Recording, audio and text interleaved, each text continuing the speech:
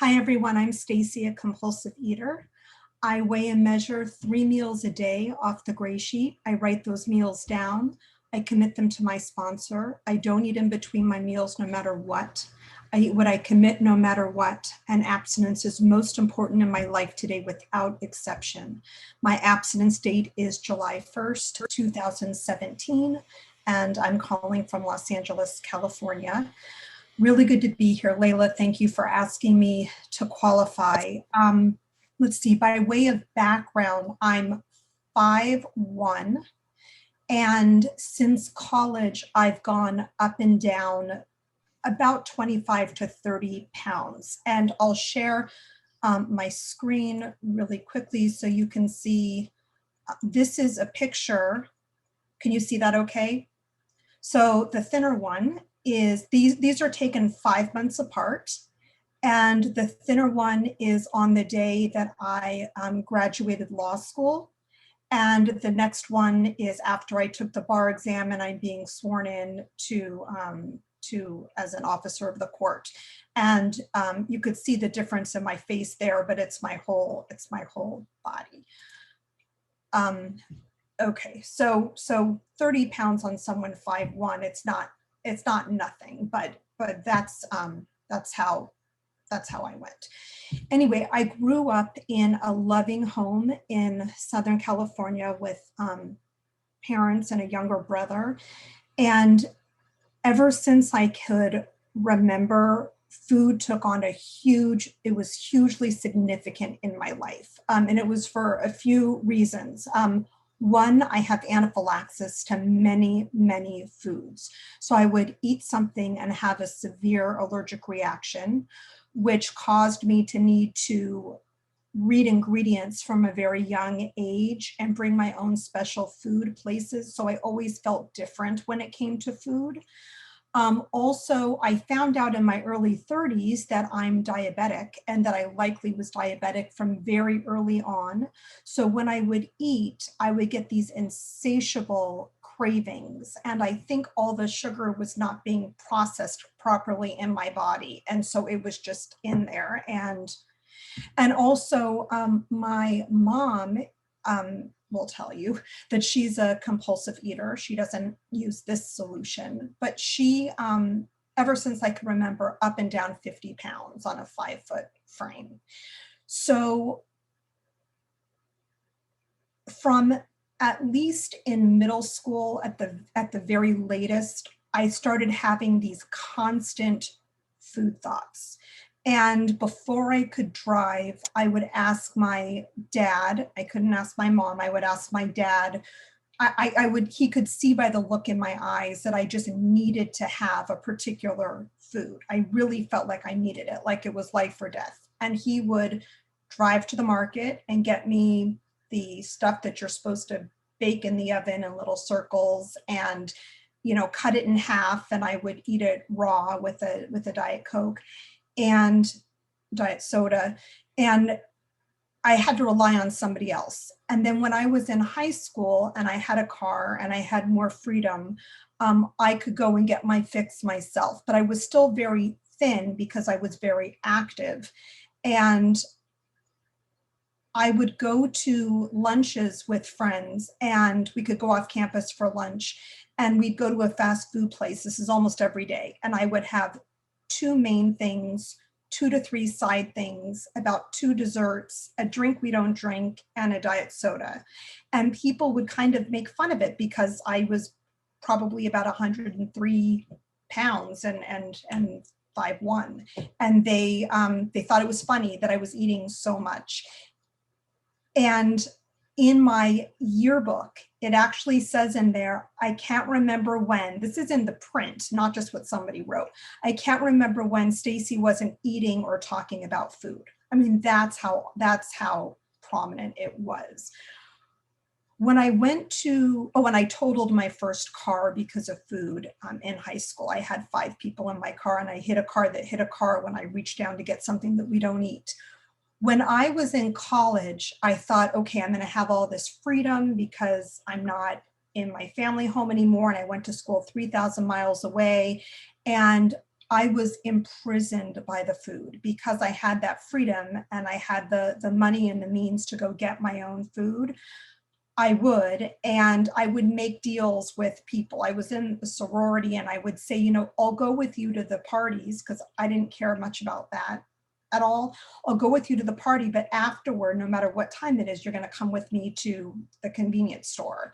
And they would come with me to the convenience store. I could always find one person to go with me and walk at like midnight. I'd bring my own spoon. I'd sit down on the floor eating the frozen stuff and did that all the time. And in college, it was the first time that I started to gain weight because I wasn't very active. And that's when I started going up the 30 pounds up and down from severe binging and restricting huge quantities of food. And some of the things that I did, I have a list to try to control my weight and my eating and enjoy it at the same time, is I did restricting, slim fast. I would chew food and spit it out, over exercising, overuse of laxatives. I'm a lifetime member of Weight Watchers, but I still have the constant food thoughts. South Beach, Dexatrim, phentermine, which was prescription, hypnosis. And then when I was diagnosed with diabetes in my 30s, it was like, oh, great. Now I can shoot myself up with my diabetes medication and binge and not gain weight. And so that was my solution then, which are all different forms of bulimia. It doesn't matter because it just doesn't matter what the label is. What matters now is that I have a solution and this is my solution. So, and I'm eating out of the trash, not just my trash in my house, but like the trash on the side of the house. I remember coming home in the middle of the workday in a business suit, like climbing over the trash can because I'm short and like reaching down to the bottom, the public trash, you know, to get something out that I had thrown away. So I'm going to fast forward a bit. It was 2007 and I was in my early 40s. And I was seeing a therapist who I had seen. I had struggled with anxiety and like panic and anxiety and depression and stuff. I had been seeing a therapist since I was 18 years old. And it's so funny, two things. Number one, I think from the outside, it appeared like outside looking in that I had a lot of self-confidence. On the inside, I was just an anxious mess. And I also think I used food for that, you know, purpose as well. But what's funny about the therapy thing is that I had been going to therapy since I was 18. I'm now in my 40s. And I said to the therapist for the first time, I said, you know, I've never really talked about this, but I think I have a problem with food. And I told him some of the stuff that I did and he agreed. He happened to be in OA and said, we're not going to start there. We're going to start in another food fellowship. And I did. And I had really strong abstinence in that food fellowship for quite a long time. In fact, I came from that fellowship into this fellowship in 2017.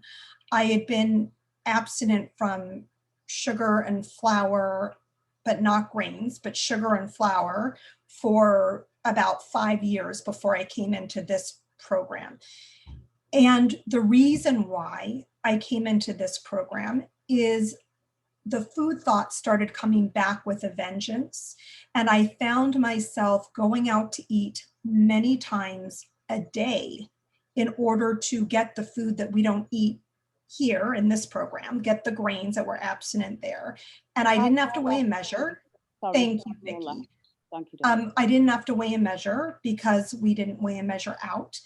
And it was just getting to be too much again. And I knew, just like intuitively, I knew I needed to do something different. And there was this woman who had been in the other food fellowship with me who started doing GreySheet, and it was palpable, like the way that she, just the clarity that she had. I found I wasn't present for anything or anyone anymore because it was the constant food thoughts. So I followed her into GreySheet. And I went to my first meeting, July 1st, 2017 at the Grove in Los Angeles. And I was very honest with the people there. I said, you're not going to want to invest too much in me because I'm going to do this thing for 90 days. I can do anything for 90 days.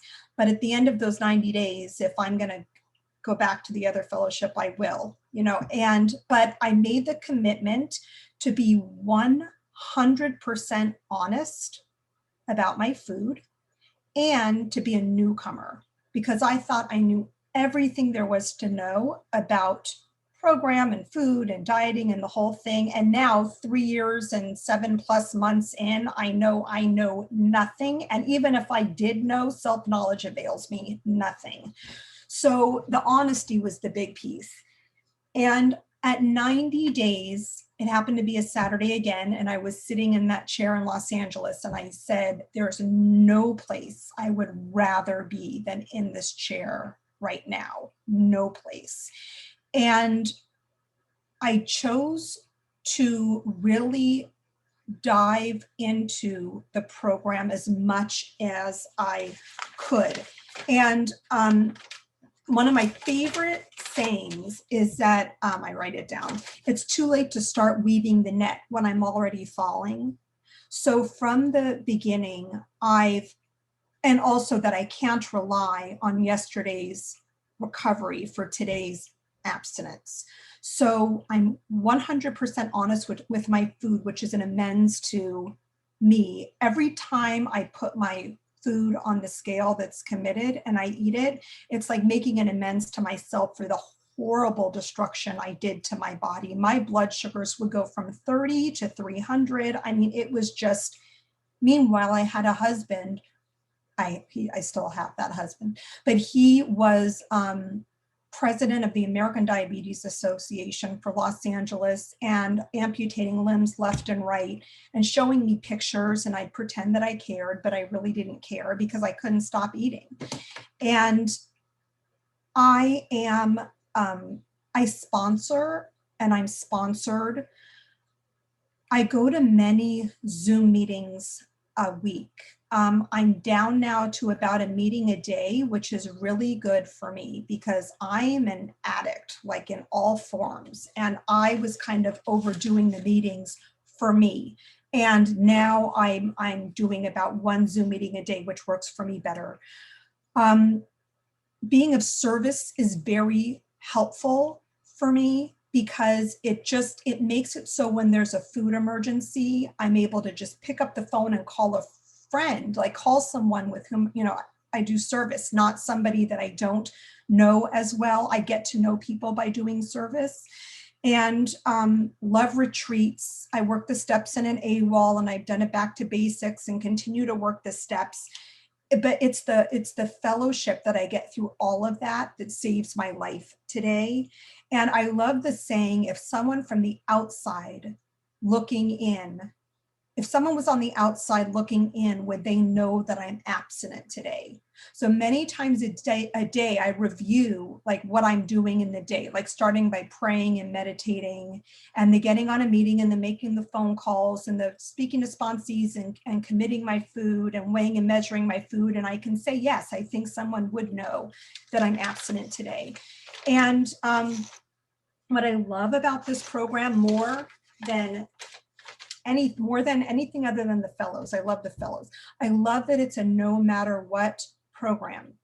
And I've had a lot of no matter what's in this program from pretty much day one. Very shortly after I started, I had a major abdominal surgery with a complication and went into surgical menopause and had to go through all that stuff.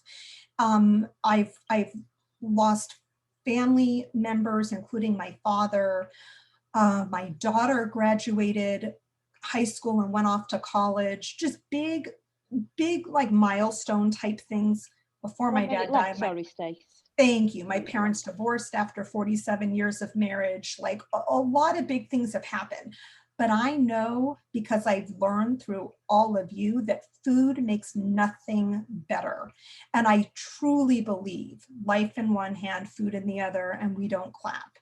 Food is not the prescribed remedy for anything for me. So I also know that no matter how much time any of us have, all I need to do is be the slightest bit dishonest about my food, and I am right back there with the 24/7 food thoughts, not being able to be present for anyone, not being able to be, an attorney, a mom, or what, nothing. So no matter how full I think my life is, my abstinence has to come first because it is absolutely the bedrock for everything that I do. And anyway, I have such gratitude for this program. Thank you again, Layla, for asking me to qualify, and I don't eat no matter what.